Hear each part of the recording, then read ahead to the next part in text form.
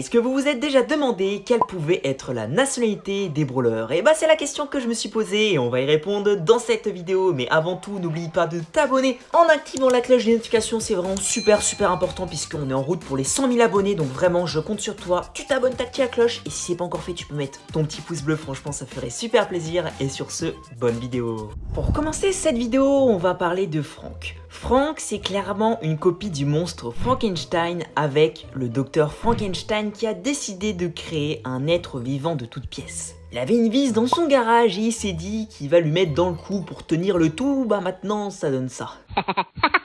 En vrai, si on se plonge un peu plus dans l'histoire de Frankenstein, et bah ça nous donne pas mal d'infos sur Frank et son personnage, comme une petite info inutile, mais ce monstre mesurait 2,43 m et c'est énorme. Et pour en revenir à notre savant, c'était un Allemand avec quelques racines suisses, mais on peut conclure que Frank est en majorité allemand. Deuxième brawler, on va parler de El Costo. Bon, El Costo, il est plus facile à deviner je pense. Déjà, avec sa voix, elle est clairement espagnole. El primo! Soy el mejor! Ensuite, dans El Primo, on entend clairement qu'il y a des racines espagnoles, ou du moins des origines latines. En fait, El Primo, il n'est pas espagnol, mais plutôt mexicain. C'est le personnage typique des combats de catch mexicains. Pour conclure, El Primo, il est mexicain. Tara, elle est de nationalité indienne. Elle porte le sari, qui est un vêtement traditionnel indien que portent les femmes. Tara, elle représente la divinité et la vision. D'ailleurs, elle porte un jeu de cartes, et c'est courant en Inde de pratiquer ces traditions. Pour ce quatrième brawler, ça sera Bull. Alors lui, c'est le gros dur de la bande. Il est américain à cause des deux skins, donc deux skins Bull foot américains, et il est tout droit sorti d'un film américain des années 70 avec sa coupe de cheveux et ses vêtements un peu rock'n'roll et bad boy. Si j'avais vécu à cette époque, je n'aurais pas été surpris de voir un gang de Bull motards foncer sur moi. Jessie. Alors elle, c'est un peu moins sûr, on n'a pas beaucoup d'indices. Mais son skin de base ressemble fortement à la tenue des aviatrices américaines durant les années 30 et 40. Dans son skin de base, elle porte une combinaison et des lunettes. Exactement comme la tenue des aviatrices. Dites-moi ce que vous en pensez en commentaire, mais clairement pour moi, elle est américaine. Sixième, c'est Arcade et il est japonais. On peut le deviner car la culture du monde des jeux vidéo vient en majorité du Japon.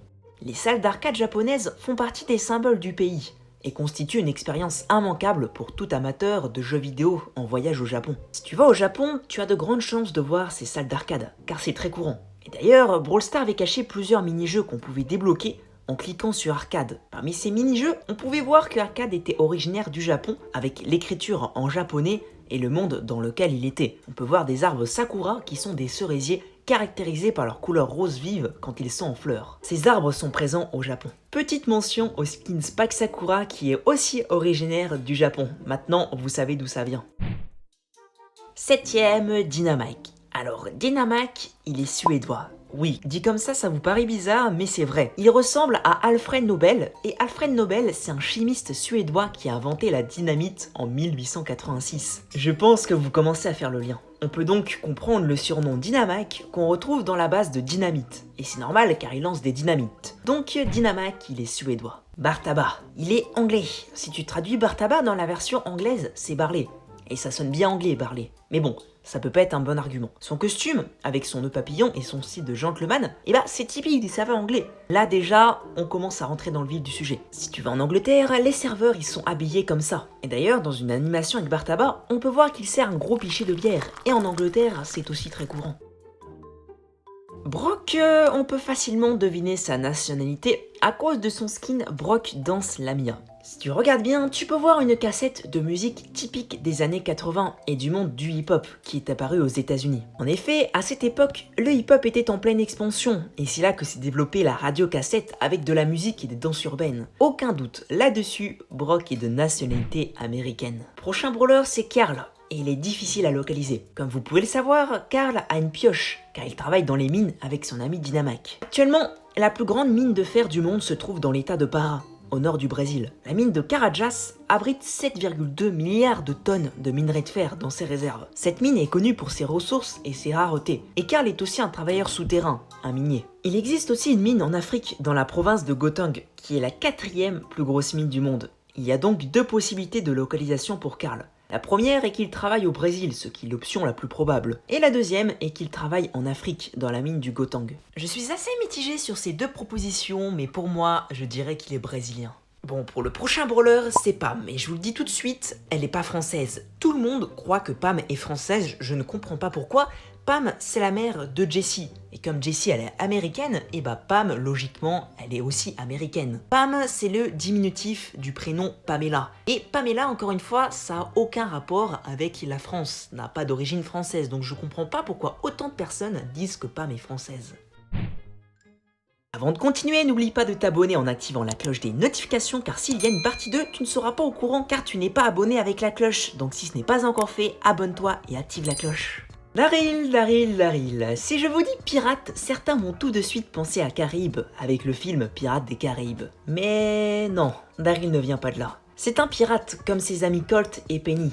Il pille des bateaux et des trésors partout dans le monde, mais la plupart des pirates viennent d'Angleterre et d'Irlande à partir des années 1660. Pourquoi? À cette époque, la piraterie s'était fortement développée dans les eaux anglaises et irlandaises à cause des nombreux trésors qui s'y trouvaient. On sait que Daryl est un nom d'origine anglaise. Sa première apparition est celle d'un certain Darrell Smith, né en Angleterre en 1886. On peut donc conclure que Daryl est soit anglais, soit irlandais. Poco. Alors Poco, il est mexicain. Comme El Costo, c'est facile à deviner, grâce à ses habits, son masque et sa guitare. Et en plus, il parle espagnol. Pas de doute, il est bien mexicain. Elisa. Alors Elisa, il y a plusieurs théories. Elisa, je pense qu'elle est égyptienne. Elle fait référence aux momies égyptiennes à cause des bandages qu'elle porte sur son corps. En effet, il y a des milliers d'années, dans l'Égypte ancienne, les cadavres étaient momifiés, c'est-à-dire entourés de bandelettes pour conserver le corps. Ce sont les mêmes bandelettes que l'on retrouve sur le corps d'Elisa. 14. Belle. Belle, elle est inspirée d'une célèbre hors-la-loi connue sous le nom de Belle Astar. Belle Astar, c'est une femme qui planifiait et organisait divers vols et protégeait les hors-la-loi. Belle est la copie parfaite de cette femme, avec ses vêtements, ses cheveux et son style. On peut voir que Belle tient dans sa main un sac de pièces, ce qui fait référence à l'argent volé par Belle Astar car c'était une hors-la-loi. Comme Belle Astar était américaine, on peut en conclure que Belle est aussi américaine. On va passer à Mortis. Mortis, il me fait penser à un vampire à cause de son style vestimentaire et surtout de ses chauves-souris. Pour ceux qui ne connaissent pas, il existe un film qui s'appelle Hôtel Transylvanie où l'un des personnages principaux est un vampire qui ressemble comme deux gouttes d'eau à Mortis. Et où se situe la Transylvanie? En Roumanie. La Transylvanie est une région du centre de la Roumanie et elle est connue pour ses villes médiévales, ses frontières montagneuses et ses châteaux, comme celui de Bran, forteresse gothique associée à la légende de Dracula. Il commence à avoir beaucoup de ressemblances, vous trouvez pas? Et ce n'est pas tout. La légende de Dracula viendrait de l'empereur romain Vlad III qui ressemble étrangement à Mortis et qui avait l'habitude d'empaler la tête de ses ennemis. Pas joli. Bon, pour Spike, il est mexicain. Savez-vous qu'au Mexique, on trouve plus de 700 espèces de cactus, dont 578 sont d'origine mexicaine. En gros, dans le monde, il y a deux grands déserts.